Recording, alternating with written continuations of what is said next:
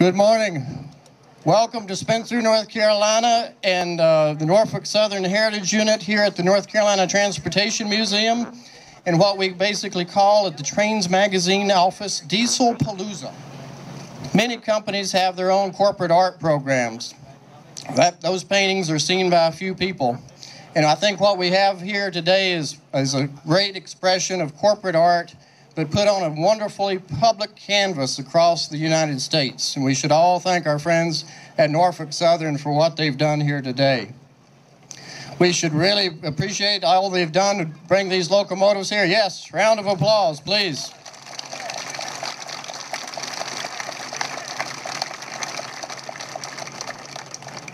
So many people have labored so hard to put this program together, and so many people have done such a wonderful job to bring them here today for your enjoyment. So when you see some of the Norfolk Southern folks today, please thank them, because they've gone out of their way to do that.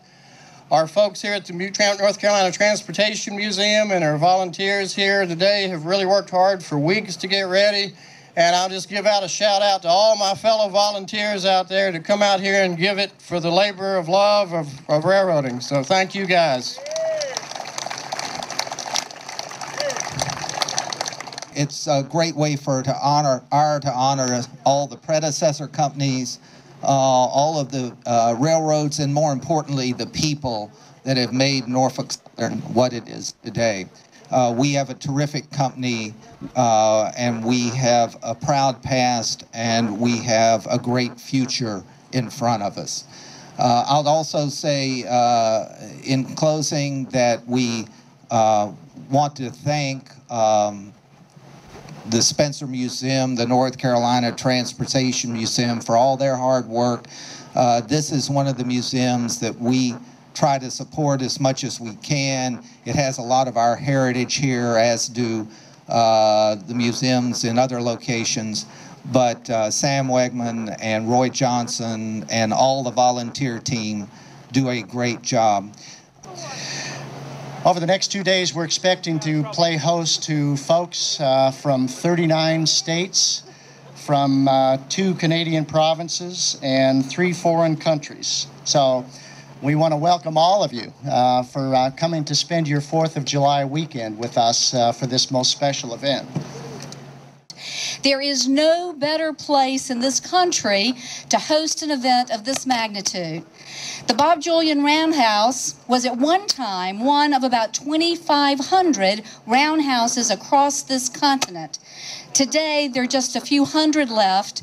This is the largest of all those roundhouses with 37 bays. So nobody else could have had a reunion quite like this. So we're glad you're here to share this with us. We're glad that through the North Carolina Department of Cultural Resources, this is an historic site, and that is on the National Register. So we are working hard to preserve our past, to continue telling the story of the great work that has taken place here and its role in our nation's history. I wanted the bright colors and proud names to live on, to see grandparents pointing to those sleek lines with pride, saying, "That was my road." These locomotives were meant to tell the story of how railroading today stands upon the shoulders of so many. These locomotives were meant to tell the story of how railroading today affects so many people. There's no better way to tell this story, I feel, than to see railroading's heritage doing what it is supposed to do, working one more train on down the track. Freight train roll, roll into the night, roll into the morning, roll into the night.